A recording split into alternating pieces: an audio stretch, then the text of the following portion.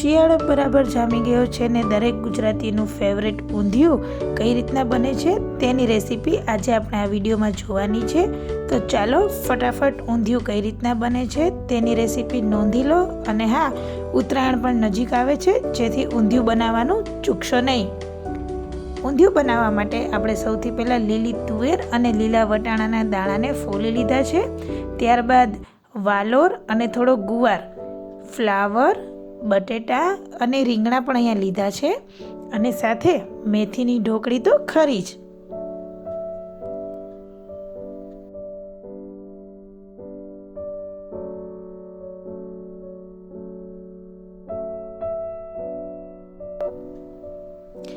વઘાર માટે તજ, લવિંગ, તમાલપત્ર, સૂકા મરચાં અને સાથે રાઈ, જીરું, હળદર, મરચું પાવડર અને મીઠું। હવે ગેસની ફ્લેમ ઓન કરી અને મેં અહીંયા મોટું કુકર લીધું છે। તમે ઈચ્છો તો મોટા તપેલા કે બકડિયામાં પણ આ ઊંધિયું બનાવી શકો છો। મેં એમાં તેલ એડ કર્યું છે। તેલ છે તે થોડું વધુ પ્રમાણમાં લીધું છે, કારણ કે ઊંધિયામાં તેલ ફૂટે તો જ ઊંધિયાનો સ્વાદ છે તે ખૂબ જ સરસ આવે છે।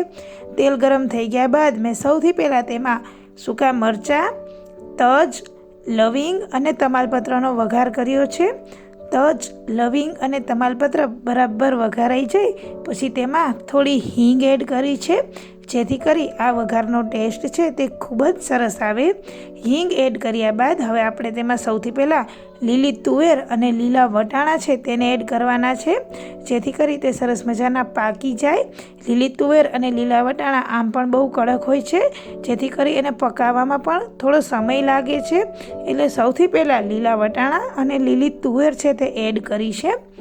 ત્યારબાદ તેમાં સમારેલા રીંગણા, બટેટા અને ફ્લાવર એડ કર્યું છે, અને સમારેલા રીંગણા, બટેટા અને ફ્લાવર એડ કર્યા બાદ હવે આપણે તેમાં વાલોર અને થોડો ગુવાર છે સમારેલો તે એડ કરીશું।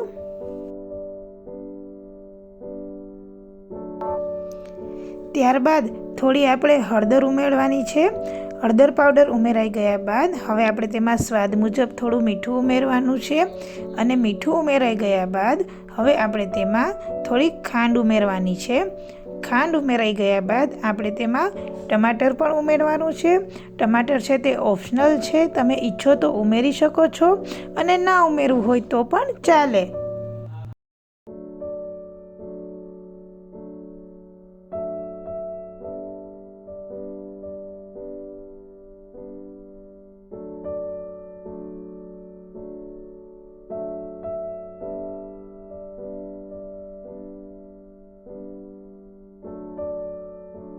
આ બધી જ વસ્તુને બરાબર મિક્સ કરી લેવાની છે, જેથી કરી મસાલો છે તે સરસ રીતના બધામાં ચડી જાય અને આપણું ઊંધિયું છે તે સરસ રીતના પાકી જાય।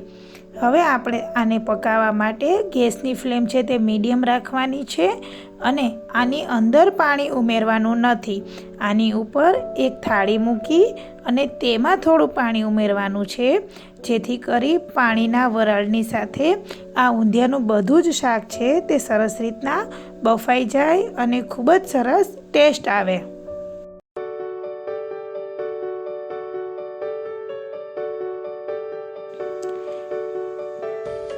આપણું ઊંધિયું છે તે તૈયાર થઈ ગયું છે। શાક બફાઈ જાય પછી તેમાં લાલ મરચું પાવડર, ગરમ મસાલો અને મેથીની ઢોકળી છે તે એડ કરી લેવાની છે। તો વિડીયોમાં જોઈ શકો છો કે કેવું સરસ ગુજરાતી ઊંધિયું છે તે બની અને તૈયાર થઈ ગયું છે। ઉત્તરાયણ નજીક આવે છે તો ફટાફટ તમે પણ આ રેસીપી નોંધી લો અને તમારા ઘરે ઊંધિયું જરૂર બનાવો। વિડીયોને લાઈક કરવાનું ના ભૂલશો।